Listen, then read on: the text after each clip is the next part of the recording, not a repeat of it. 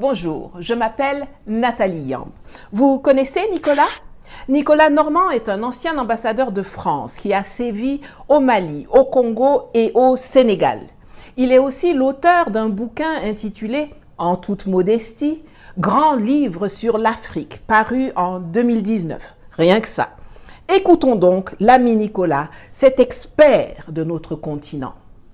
Ce sont des pays quand même dépendants de l'étranger, n'est-ce pas? Ce sont des pays pauvres qui n'ont pas beaucoup de ressources, même s'il y a de l'or au Mali, même s'il y a un peu de pétrole au Niger, ils ont absolument besoin de partenariats. Le problème, c'est que la Russie ne leur apporte aucune aide, sauf une aide militaire pour faire une garde prétorienne autour des putschistes, en fait. Ça, personne d'autre ne pouvait le faire. Ce sont des pays très pauvres et qui n'ont pas de moyens budgétaires. Et la Russie elle-même a le PIB de l'Espagne. C'est un pays pauvre qui n'apporte pas d'aide, qui fait payer ses services. Ces mercenaires Wagner, il faut les payer, alors que Barkhane et les appuis militaires français étaient gratuits pour les pays africains. Donc, je crois que les pays africains vont se lasser de payer les Russes. Ça va? Vous êtes un peu énervé? Attendez, ce n'est pas fini. Ils sont nombreux, comme lui, à venir nous expliquer que l'Afrique est pauvre, qu'elle ne représente rien dans le commerce extérieur français. Il y a 2 ans, j'ai engagé un palabre sur Twitter, devenu X, avec l'ex-ambassadeur de France aux Nations Unies et aux États-Unis, Gérard Haraud.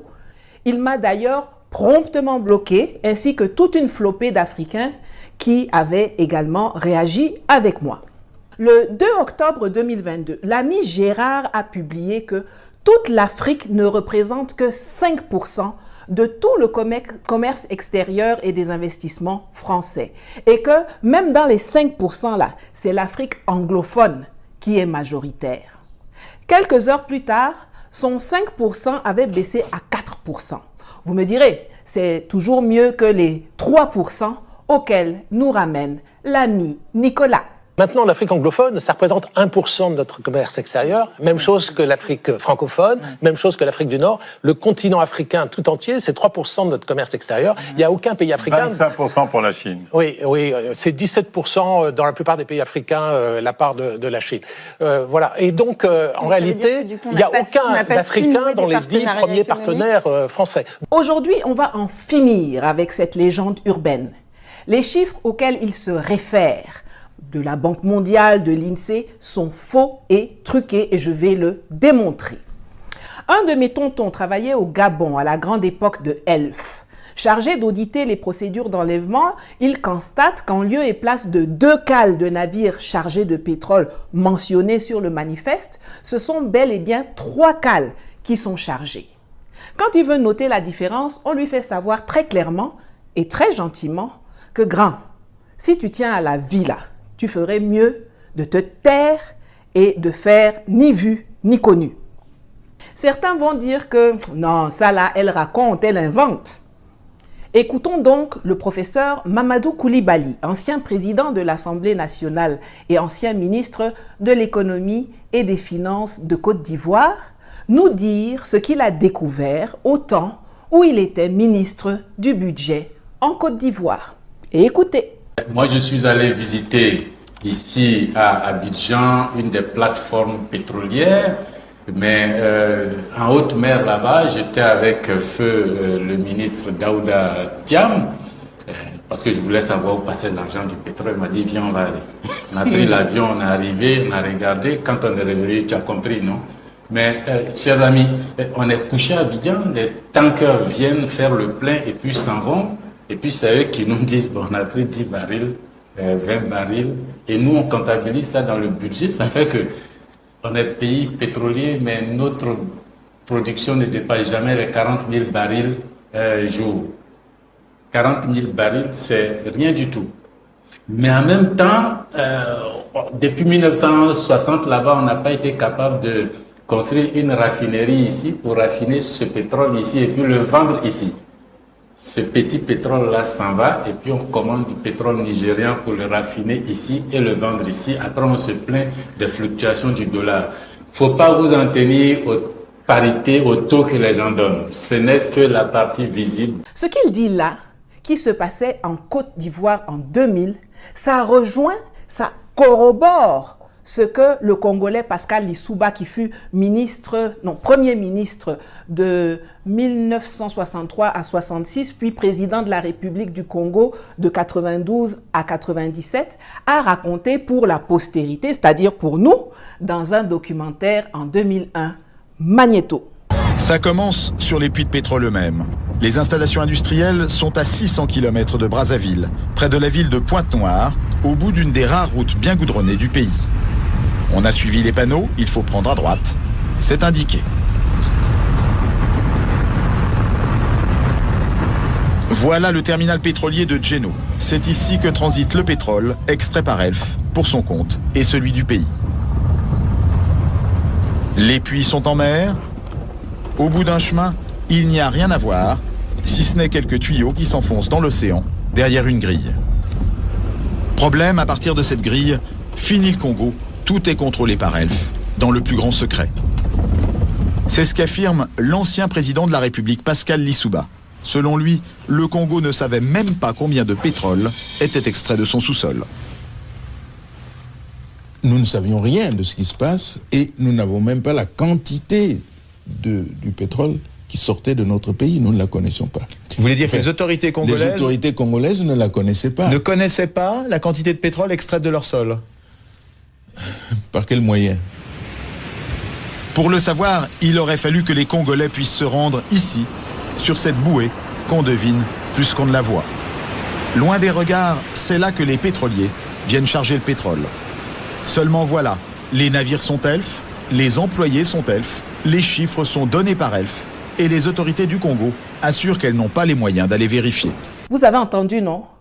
Pour ceux qui sont encore dans le déni et qui seraient tentés d'affirmer que ce sont des jérémiades victimaires d'Africains frustrés, de panafricains, comme leurs patrons du Quai d'Orsay leur ont dit de nous qualifier, la personne la plus au courant de ces affaires, à savoir l'ex-patron de Elf, le français Loïc Le Floch-Prigent, va nous dire ce qu'il en est. Écoutons-le d'abord nous parler des cargaisons et même des bateaux non déclarés. Au large de ces plages, des quantités de pétrole importantes auraient ainsi été acheminées sans que les officiels congolais n'en soient mis au courant, parfois même des navires entiers. Et un pétrolier de 100 000 tonnes, cela représente près de 100 millions de francs qui échappent aux caisses du pays. On appelle ça une cargaison fantôme. Interrogé sur la question, Loïc Le Floch-Prigent ne dément pas qu'il y en ait eu. Il y a des cargaisons qui sont produites et qui n'ont jamais été officiellement. Voilà. Alors, c'est des choses qui sont arrivées, bien sûr, dans le passé, quand les dispositifs de comptage n'étaient pas aussi précis que maintenant. Là, on peut estimer qu'aujourd'hui, les dispositifs de comptage sont précis, du moins dans certains pays. Alors si je prends l'exemple quand même concret des pays africains, et notamment dans les années 70, 80, 90, est-ce que les systèmes de comptage étaient précis? Le système de comptage était imprécis. J'espère que vous comprenez maintenant pourquoi Patrice Talon voulait à tout prix empêcher les officiels nigériens de superviser l'enlèvement de leur pétrole au terminal de Semek-Podji. Dans ce qui était chargé, il y avait les cargaisons officielles du Niger, mais il y avait aussi sa part fantôme à lui et celle de ses patrons complices français. Donc, que les Nigériens viennent contrôler, comme mon tonton dont je vous ai parlé au début là, ça n'arrangeait pas les affaires de ce voyou de Talon. Et c'est pour ça qu'il les avait fait arrêter en violation des accords signés. Il voulait sauver son mangement, mais son vaudouna ne peut pas gagner contre la vérité et la volonté de souveraineté des Sahéliens. Là, on a vu comment les quantités sont biaisées. Ces chiffres qui sont à la base des données fournies par l'INSEE, la Banque mondiale, etc. Reconvoquons donc maintenant Loïc Le Floch-Prigent pour nous éclairer sur le trucage de la partie financière. Loïc, reviens. Il y a 10 millions d'années, 100 millions d'années de travail qui a été fait par la Terre pour transformer les algues en pétrole. Ces années-là sont des années gratuites. Alors on va trouver du pétrole dans des conditions extraordinairement bon marché et on va le vendre à un prix élevé puisqu'il est en concurrence avec d'autres sources énergétiques. Donc ce différentiel est énorme. On est à un pétrole grossièrement aujourd'hui, mettons, en moyenne, à 3-4 dollars qui sort, et puis on le vend à 80. Tout cet argent entre les deux est un argent qui va à un certain nombre de gens. J'espère que vous avez bien écouté. J'espère vraiment que vous avez bien écouté. Le monsieur nous dit qu'il achetait le pétrole à 4 dollars aux pays africains et que lui ensuite allait le revendre à 80 dollars là-bas. Les 76 dollars de différence, c'est pour eux là-bas. Nous, on n'a rien dedans. Quand ils viennent s'installer chez nous, ils créent des entités localement. Elf Gabon, Total Cameroun, Total Congo, Total Côte d'Ivoire, Somaïr, au Niger, dans l'uranium. Ce sont juste quelques exemples. Souvent, nos États viennent s'enorgueillir. Oui, on a 30%, on a 40%, 65% dans ces entités. Sauf que, d'une part, celles-là ne payent pas les impôts comme il faut. On l'a vu avec les affaires de Barrick Gold, de Resolute Mining, de Robex, de Allied Gold et compagnie au Mali. Et d'autre part, ce ne sont pas elles qui gagnent le vrai argent parce que c'est sur ces entités locales que toutes les charges sont passées. Si tu as 90% de petits et que moi j'ai 2% de géants, pour moi, dépasse pour toi. Donc, si tu es intelligent, tu vas aussi aller chercher les 2% de mastodontes et ne pas te contenter d'aller crâner avec les 90% de nyama nyama là-bas. Et c'est le même business model qu'ils utilisent dans tous les secteurs. Quand vous entendez les Français fanfaronner que, ouais, de toute façon, l'uranium du Niger ne représente plus que 20% de l'approvisionnement français, alors que le Kazakhstan est à 40%, mais qu'en même temps, vous les voyez hurler, envoyer des terroristes, violer la Convention de Vienne, préparer une invasion militaire pour remettre au pouvoir leur pion Bazoum, vous avez maintenant tous les éléments pour avoir la bonne grille de lecture. Normalement, quand quelque chose ne vaut rien, n'a aucune valeur ajoutée pour toi, quand on te dit de partir, mais tu cours même pour sortir sans te retourner. Toi, tu dis que je suis laide, que je sens mauvais, que je ne sais pas faire la cuisine et même que au lit là, ça donne pas. Mais quand je te dis que bon, comme c'est comme ça, je vais te laisser, je vais partir et divorcer, comme ça tu seras libéré de moi et puis tu seras libre d'épouser Miss Monde. Te voilà qui te roule par terre, qui t'accroche à mes pieds, qui va rameuter toute la famille pour me convaincre de rester, qui va poser 18 cadenas sur la porte, verrouiller toutes les fenêtres et qui va même jusqu'à embaucher des vigiles armés en leur disant que je ne dois pas sortir et que si je sors, ils n'ont qu'à même tirer sur moi. Aïe! Vous voyez, non? Joli Kazakhstan est là. Nyanga Australie est là. Beauté Canada est là. Tu peux acheter uranium là-bas. Waouh! Pourquoi ça te gratte quand l'aideron Niger, qui ne vaut rien, te dit de partir? Tout simplement parce que le business model de Orano au Niger était le même que celui de Elf, que Loïc Lefroc-Prigent nous a décrit tantôt. Au Niger, ils achetaient à petit prix de l'uranium qu'ils revendaient au prix du marché en se faisant des marges de tonnerre. Alors que chez les Miss Kazakh, Australie et Canada, là, il est obligé de payer ça au prix du marché et sa marge est mingiri comme ça. Et je le répète, c'est pareil dans tous les secteurs. Cette usine n'est toujours pas construite. Non, elle n'est pas construite. Donc la Suisse et la France achètent du minerai brut qu'ils mais ils n'achètent pas. Non. Depuis 1966, ils extraient, ils exploitent, mais ils n'ont jamais payé un franc. Comment ça se fait, ça? Ben oui, mais c'est comme ça, parce que, comme c'est l'uranium, nous ne devons rien dire. Et aussitôt qu'on veut essayer de demander, de parler, on nous fait taire. Ah. Absolument. Donc, pendant des années... Depuis 1966 jusqu'aujourd'hui, Mais il s'agit ni la France ni la Suisse n'a versé un franc pour tout ce minerai. Alors, si cette vidéo vous a déjà bien énervé, attendez, j'ajoute encore Guassou dessus avant de sortir. Loïc nous a dit qu'il payait 4 dollars aux pays africains et qu'il allait revendre 80 dollars en empochant une marge de 76 dollars. Mais est-ce que vous vous rendez bien compte que l'escroquerie ne s'arrête pas là? quand les présidents français, non contents d'avoir envoyé leur société nous voler en plein jour, reviennent vers les espèces de chiffres molles qui nous servent de chefs d'État et leur demandent de piocher dans les 4 $ là qu'ils nous ont laissés pour prendre une partie et leur renvoyer pour financer leur campagne électorale et leur parti politique là-bas en France. Écoutons tour à tour un des transporteurs de mallettes d'argent et un des donneurs de mallettes d'argent. J'accompagnais Aurillac, disons à Libreville ou à Ouaga et autres. J'avais une audience à moi, privée, avec le chef d'État que Michel Aurillac, le ministre, venait de quitter.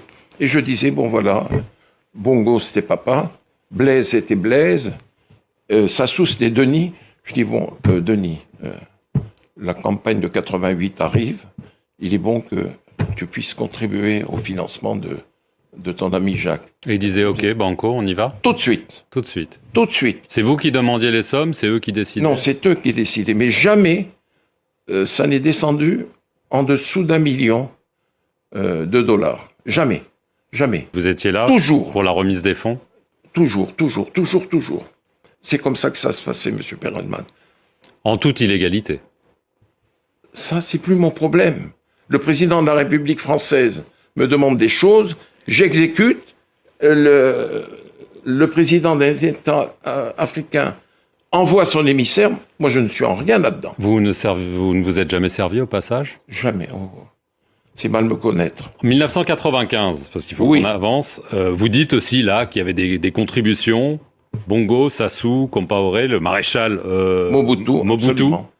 C'est le même mécanisme. Ensuite, exactement le même. Vous dites qu'en 95, pour la campagne, c'était au moins 10 millions de dollars. Absolument. Alors, en 2002, on revient, parmi les nouveaux donateurs, si j'ose dire, de ce système quand même étonnant, Abdoulaye Wade, le président, et Laurent Gbagbo, beaucoup plus étonnant, président de gauche. Il a avoué à sa sortie de prison de la Cour pénale internationale que vous et Dominique de Villepin, vous l'avez fait cracher au bassinet. Président, pourquoi vous donnez les 3 millions d'euros, c'est-à-dire les 2 milliards dont vous parlez? Parce qu'ils m'ont demandé. Mais vous ne donnez pas à tous ceux qui vous le demandent. Ah non, mais écoute, c'est Chirac. Dont acte. Je récapitule. Les impôts, ils ne paient pas. Les charges, ils nous facturent. La quantité, ils sous-déclarent. Et ce qu'ils déclarent, ils sous-paient. Et ce qu'ils sous-paient là, ils récupèrent une partie pour financer leurs activités politiques en France. Alors après, quand ils viennent sur les plateaux télé ou dans les réseaux sociaux avec leur long nez, leurs lèvres pincées et leurs doigts crochus, vous dire que l'Afrique ne représente que 3% du commerce extérieur et des investissements français, pour fermer leur bouche là, postez dorénavant le lien de cette vidéo que je termine en laissant la parole au meilleur sachant de ces pratiques. J'ai nommé le président français Jacques Chirac. On oublie seulement une chose, c'est qu'une grande partie de l'argent qui est dans notre porte-monnaie vient précisément de l'exploitation, depuis des siècles, de l'Afrique. Pas uniquement, mais beaucoup viennent de l'exploitation de l'Afrique. Alors, il faut avoir un petit peu de bon sens, je ne dis pas de générosité, de bon sens, de justice, pour rendre aux Africains, je dirais, ce qu'on leur a pris. Voilà, vous savez ce qu'il vous reste à faire. Likez, commentez,